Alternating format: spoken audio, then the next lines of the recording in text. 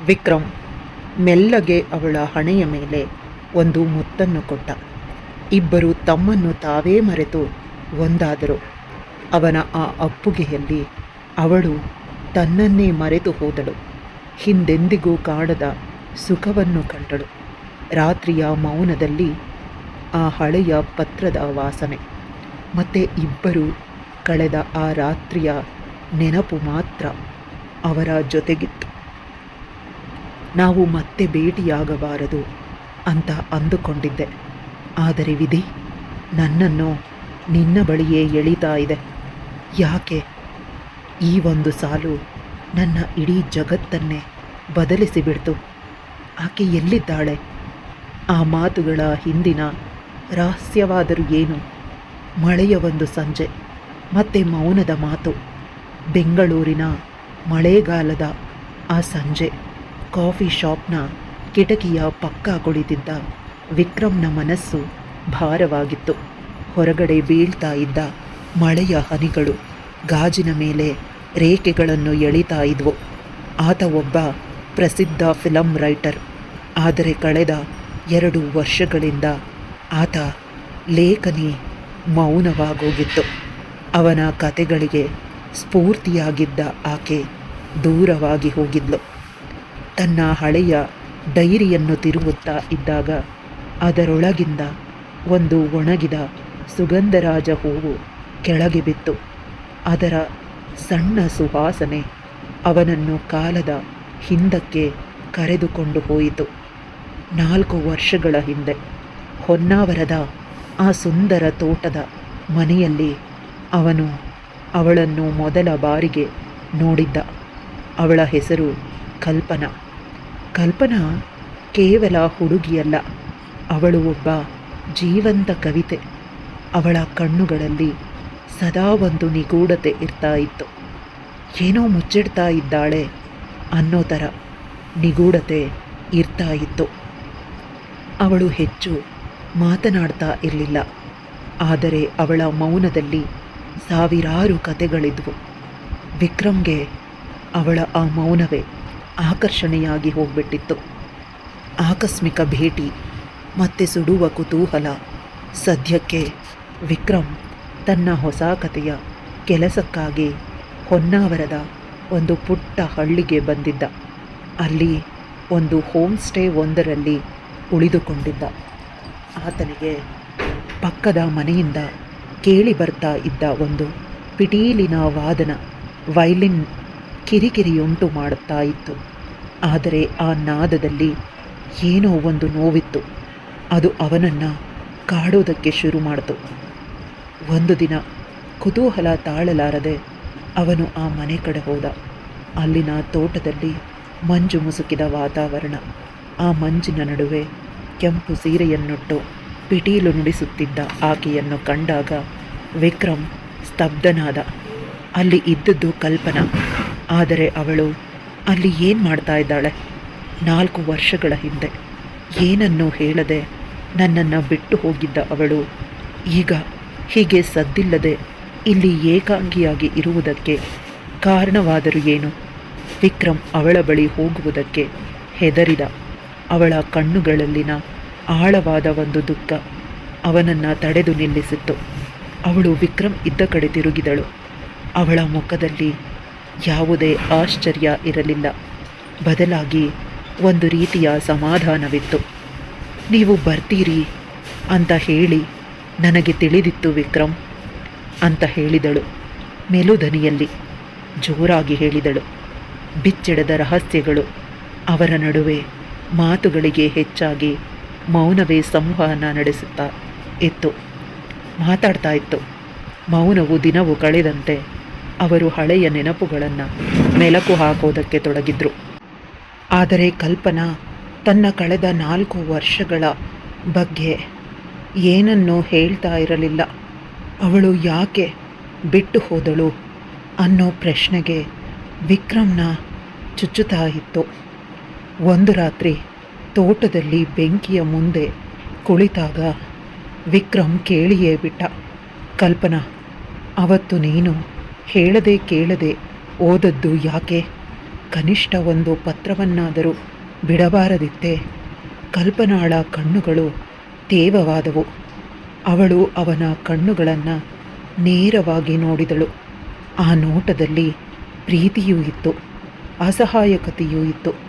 ಅವಳು ವಿಕ್ರಮ್ ಕೈಯನ್ನು ಮೆಲ್ಲಗೆ ಹಿಡಿದುಕೊಂಡಳು. ಆ ಸ್ಪರ್ಶದಲ್ಲಿ ವಿದ್ಯುತ್ ಸಂಚಲನವಾದಂತೆ ಆಯಿತು. ವಿಕ್ರಮ್, ಕೆಲವು ಪ್ರೀತಿ ದೂರವಿದ್ದಾಗಲೇ ಸುಂದರವಾಗಿರುತ್ತವೆ. ನಾವು ಹತ್ತಿರವಾದಷ್ಟು ನೋವು ಹೆಚ್ಚಾಗುತ್ತೆ. ನಾನು ನಿನಗಾಗಿ ಕಾದಿದ್ದೆ, ಆದರೆ ನನ್ನ ಜೀವನದ ಒಂದು ಸತ್ಯ ನಿನ್ನನ್ನು ನೋಯಿಸಬಹುದು ಅಂತ ಹೆದರಿದ್ದೆ ಅಂತ ಹೇಳಿದಳು. ಅವಳು ಹೇಳ್ತಾ ಇದ್ದ ಆ ಸತ್ಯ ಏನು? ಅವಳ ಕೈ ಬರಹದ ಆ ಹಳೆಯ ಪತ್ರದಲ್ಲಿ ಅಡಗಿದ್ದ ರಹಸ್ಯ ಏನು? ಆ ರಾತ್ರಿ ಮಳೆ ಜೋರಾಗಿ ಸುರಿತಾ ಇತ್ತು. ವಿಕ್ರಮ್ ನಿದ್ದೆ ಬರಲಿಲ್ಲ. ಕಲ್ಪನಾಳ ಮನೆಯಲ್ಲಿ ದೀಪ ಇನ್ನೂ ಉರಿತಾ ಇತ್ತು. ಅವಳ ಮನೆಗೆ ಹೋದಾಗ ಅವಳು ಹಳೆಯ ಭಾವಚಿತ್ರ ಫೋಟೋವೊಂದನ್ನು ನೋಡ್ತಾ ಅಳ್ತಾ ಇರೋದು ಕಾಣಿಸ್ತು. ವಿಕ್ರಮ್ ಅವಳ ಹತ್ತಿರ ಹೋಗಿ ಅವಳ ಭುಜದ ಮೇಲೆ ಕೈಯನ್ನು ಇಟ್ಟ. ಅವಳು ತಕ್ಷಣ ಅವನನ್ನು ಅಪ್ಪಿಕೊಂಡು ಬಿಟ್ಲು. ಅದು ಕೇವಲ ದೈಹಿಕ ಸ್ಪರ್ಶವಾಗಿರಲಿಲ್ಲ, ಅದು ಎರಡು ಆತ್ಮಗಳ ಮಿಲನವಾಗಿತ್ತು. ಅವಳ ಉಸಿರಾಟದ ಬೇಗೆ, ಅವಳ ಕಣ್ಣೀರಿನ ಹನಿಗಳು ವಿಕ್ರಮ್ನ ಶರ್ಟನ್ನು ಒದ್ದೆ ಮಾಡ್ತಾ ಇದ್ವು.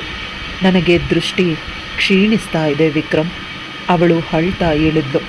4 ವರ್ಷಗಳ ಹಿಂದೆ ನನಗೆ ತಿಳಿದಿದ್ದು ಏನು ಅಂತ ಅಂದರೆ, ಮುಂದಿನ ಕೆಲವು ವರ್ಷಗಳಲ್ಲಿ ನಾನು ಸಂಪೂರ್ಣವಾಗಿ ಅಂಧಳಾಗ್ತೇನೆ, ಅಂದರೆ ಕುರುಡಿಯಾಗೋಗ್ತೇನೆ ಅಂತ ಹೇಳಿ ನಿನ್ನ ಬೆಳವಣಿಗೆಗೆ ನಾನು ಹೊರೆಯಾಗಬಾರದು ಅಂತ ದೂರ ಹೋಗಿದ್ದೆ.